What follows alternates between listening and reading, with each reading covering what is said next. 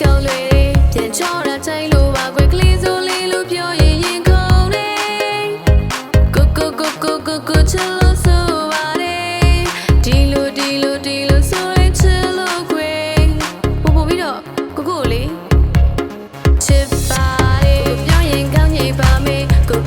ချစ်လို့ပါကွယ်ကိုဆုံးမတဲ့ခါလေးပါမယ်ကိုမုန်းတော့မှကြောက်တယ်ဒီလိုမဆိုနဲ့သိချင်တယ်ကိုပြောလေးသိပြီးချွေတယ်